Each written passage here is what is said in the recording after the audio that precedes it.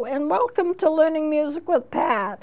I'm going to show you, before I get into my fingering charts, I'm going to show you 3 new instruments that I just bought maybe about a couple of weeks ago. I went into a store, it was one of these discount stores, and I always look to see what they have for toy instruments and instruments. And I saw these 3 and they look pretty good to me because you never know if they're going to play or not. So this is the blue one. Very nice looking on TV. I like the shade of the blue on the monitor. This is blue is not my favorite color, but I do like this one. And then the orange one, very nice looking. I love the color.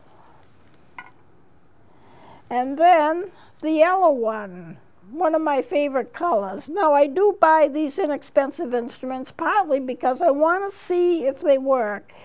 And if they work, then that's great. If they don't work, I want to find out what's gone wrong with them because they're cheaply made. I mean, they're only $1 a piece, but I do use them as a teaching tool. And as you can see, they're designed just like a regular recorder. In fact, they're supposed to be a regular recorder. You cannot split this instrument. It's designed so it looks like it has the head joint and the main body right here, and then the foot joint, but you can't take it apart. It's just one unit.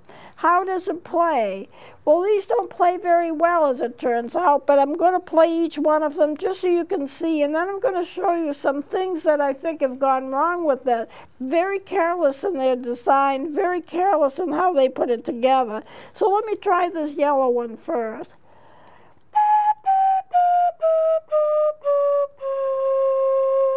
Completely off pitch, but it does play some notes. So if you compare it with my Yamaha, I'll play one note. This would be if I were playing C, B, A, G. Let me take my Yamaha.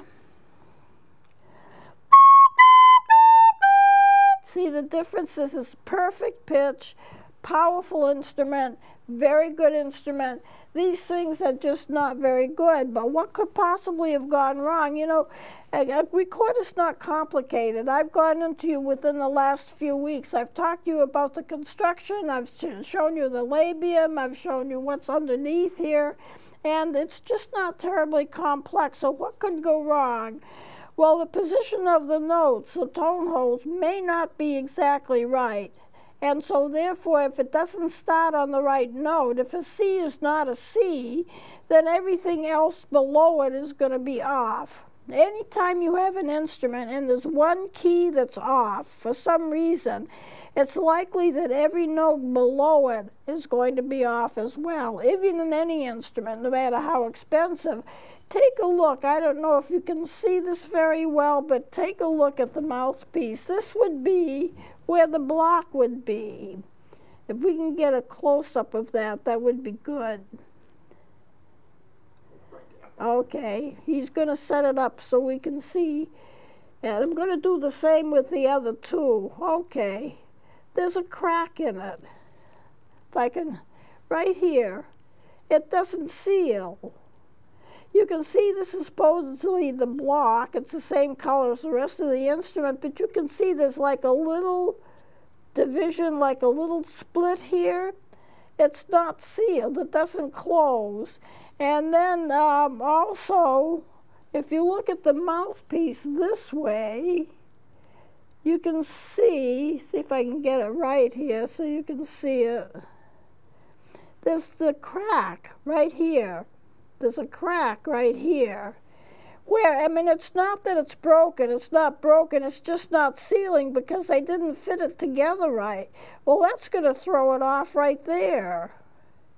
It looks good. It does play notes. As a toy, a child might not mind it. They could play a few notes if they wanted to, but that is going to mess it up right there.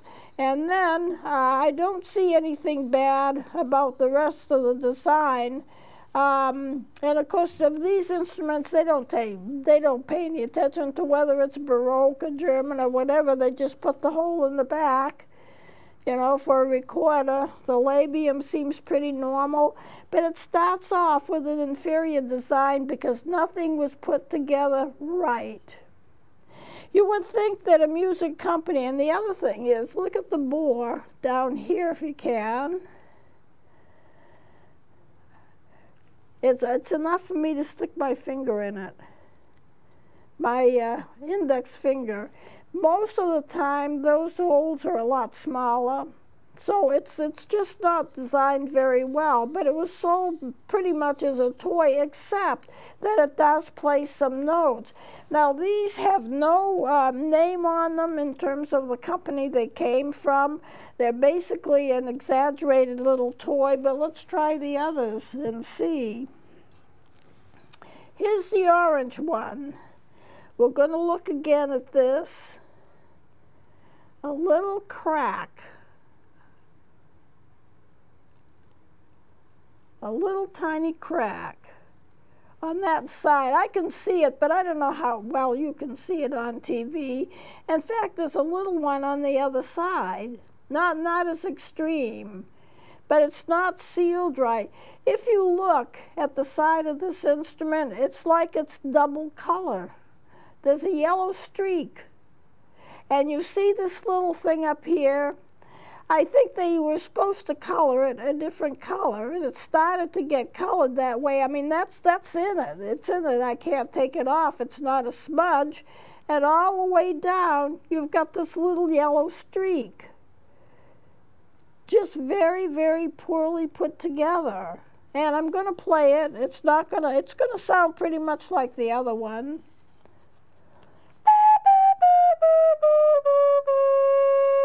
Not in pitch. But it does play some. And so for a child who just wants to play a few notes, may not be so bad. Now, I think the blue is a little better. For some reason, there's just a little tiny crack in here. I don't know if you can see it. You may not be able to see it. But just a little place, yeah, right here, where it doesn't quite go together on this side. But it's not as bad as what the others are, or what the other instruments are. And so it's put together pretty well. Let's see how much it'll play. Still way off pitch, but I think it's a little easier to play than the other two. It's not a full scale, but there it is. You can't pull it apart. You can't clean it. Not that you would. It's basically a toy anyway, but not put together well. That's important if you're going to get an instrument for a child, that you get an instrument that works. This is a Yamaha. I use it a lot.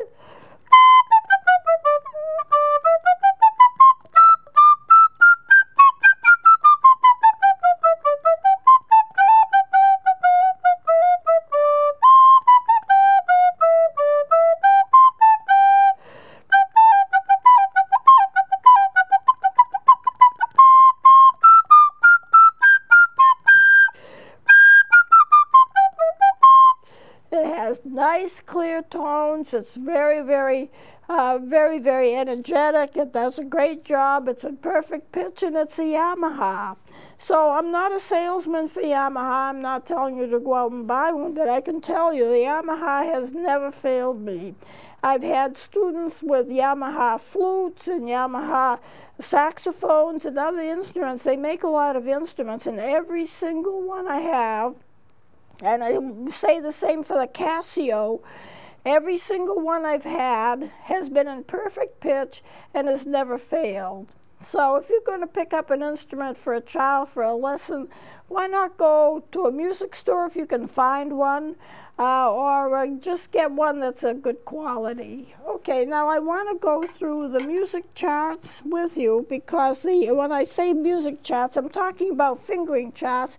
I have brought out fingering charts before They come in different forms. Sometimes a fingering chart is just a bunch of little circles colored in for the holes that are covered. And you know what the holes are, you know where. If it's 3, it's probably a G. If it's 4, it's an F, and you just know. Other ones, they have little designs so you can tell the top of the instrument from the bottom of the instrument. And some of them are so complicated, they're hard to read. And so I have brought those in. But I like to have things simple. And I think the best way is to somehow show the instrument if you can. Now, this I'm going to just show you this too. I'm not going to really spend much time, but this is a fingering chart in which I have the staff, C, D, E, F, G, A, B, C, all the way to the second octave. And this is the keyboard, where the note would be on the keyboard. And this is how you would finger those notes in the recorder. Now, I'm not going to go into each single one. It's going to be way too hard to see. So I'm going to flip this. And let's go to this next chart. We're going to start with a C. Now, I want to mention something here about this keyboard. I'm going to have this keyboard on every single picture that I have. And this would be the middle C right here. Now, to a woodwind instrument, that's going to be the low C because it's as low as most of the woodwinds can get, including the recorders and the flutes. The sax can go down to a B flat. The clarinets can go a little bit lower, but this is all going to be bass clef. And this is all going to be treble clef. If you were sitting in the piano, at a piano, you'd be sitting right here, more or less in the window, in the middle, and here would be your middle C. Okay, so how do you play a middle C? It's low C, as I said before, for the woodwinds. This is where it would appear on the staff. And this would be the fingerings of it. And what I have, I've drawn 2 kind of versions of the instrument. One standing up. This is the tone hole or the thumb hole in the back. These are the tone holes in the front. They're all the same size. I just want to show you which are covered. This would be the mouthpiece. This would be the bell. Now, if you were to look, and I don't know if this is going to be too much, Rick, but if we were to look at the chart on the side, I've got like 2 scales. Okay, this would be the low C right here. And that's all bass clef. This is all treble clef. On this scale above it, this is middle C, the lowest note, and it's treble clef all the way. So this here is the same as this here, if I can do it that way. And I can show you, excuse me, I need a drink here. For those of you who wonder about my voice, I had surgery. The voice is healing, but I had surgery and they damaged a part of the voice box, but they say it'll heal. That's why I sound so odd when I talk. So, okay, if I'm to look at a recorder for that same low C, you can see the C is on the staff. This is the front of the recorder. Every single note is covered, every single one. Now, a lot of the recorders have 2 little holes, 2 sets of 2 little holes. That's to help you play sharps and flats. Not all recorders have it, but a lot of them do. This would be the thumb hole in the back. That's also covered. So that low C, every single note of the recorder is covered. Now, I'm not going into sharps and flats as a general rule here, just to show you. And so let's go to the next note, which will be D. D is 1 note above the C. This is where it is on the staff. And this is where it is on the keyboard. The C was right here. The D is just 1 note above. You have everything except the lowest hole covered. There would be B, A, G, F, E, D on the staff. And if you look at it with the instrument laying down, you can see that that tone hole is covered.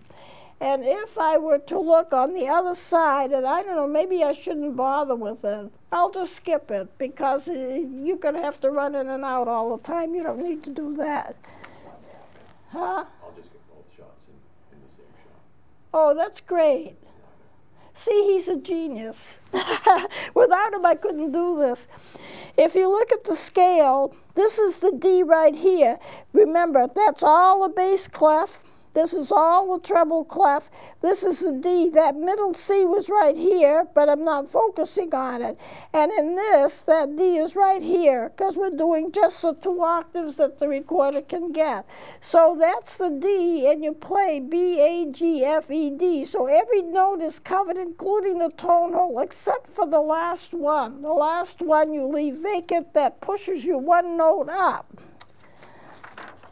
If you were to look at it with a recorder, the front part of the recorder, the note is on the staff, and all of these are covered except for those that last couple holes there. You keep those open, you get the D, and then you see your, you have a D. This is your thumb hole, which is closed.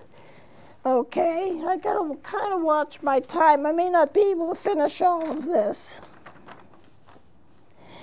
This is the E, it's 1 note up. Here again, you leave the last 2 open, B, A, G, F, E. This is where it is on the staff, and this is where it is on the keyboard. And if you look at the scale, I'm not going to bother with this one right now. The E is right here. So if you're looking at the base of the treble clef, there is it. C is middle C, D, and then E right here. So I've done it both ways. I think it's easier to remember it that way.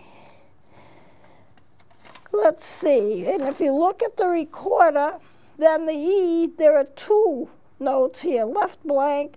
This is the E on the staff, B, A, C, D, E. If you start with the B, it's going to be easy for you to figure it out, because I know the C would be just this finger, the B is this finger, B, A, G, F, E, D, except we're not doing D, we're doing E, so that means 1 more set of notes is uncovered, and the thumb hole is still closed.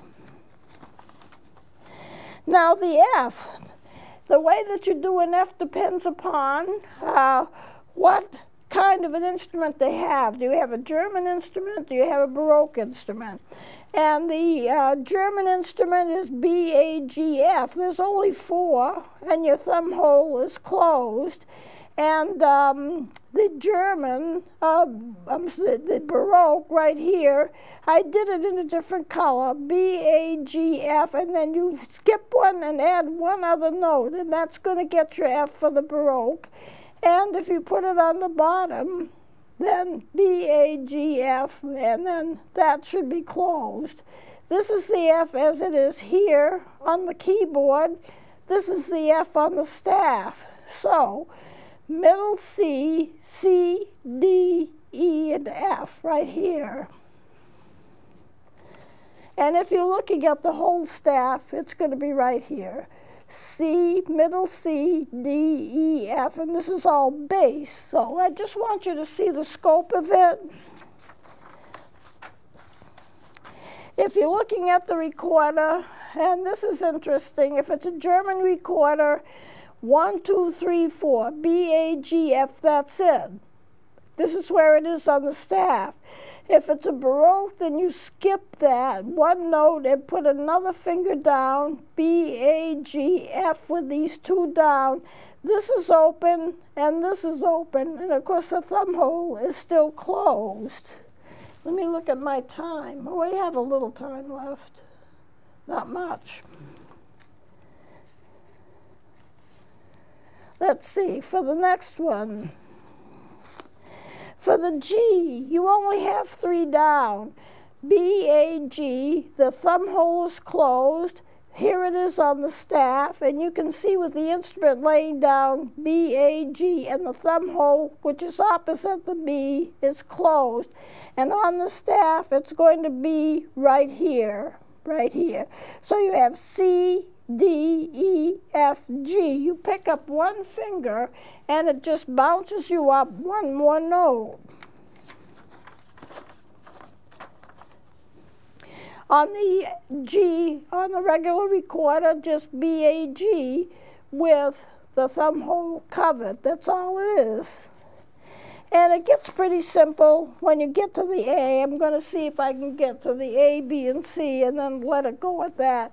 Here's the A right here, only 2 notes. The A is on the staff. The A is on the keyboard right here. The A is right here on a piano on the staff that you would play a piano with, okay? On a recorder, it's really quite simple. It's just 2 covered, there it is, and the thumb hole is closed. So you get a chance to see it. The B is just 1 note right here with the thumb hole closed. It's usually the note that I start teaching students with because it's easier to balance the instrument. It is easy to drop an instrument. And some of the recorders do not have neck straps to help support. The sopranos doesn't. So here's the B right here. Here's the B right here. And here it is on the staff, and on the scale it's going to be right here. Then you see it with a regular recorder, just 1 note, and the thumb hole is closed. That's all it is. Then the C. The C is the second note down, is covered with a thumb hole. You do not cover the first one.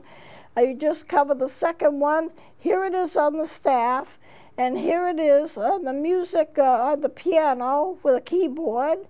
And I put down, it's an octave, so what we've done is we've gone from the middle C, which is right here, which I have checked in kind of red, checked, and this is the octave up.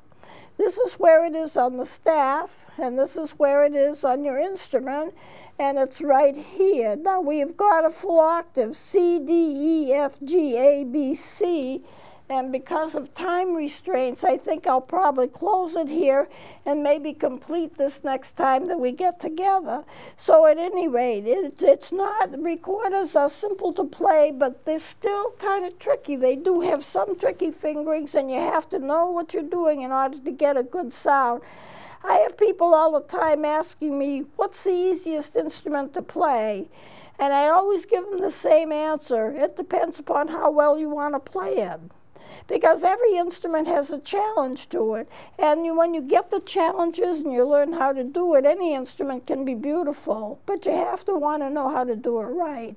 And so this is what I'm teaching you here. So I'll close it here, and we'll continue with this next time. Please join me then.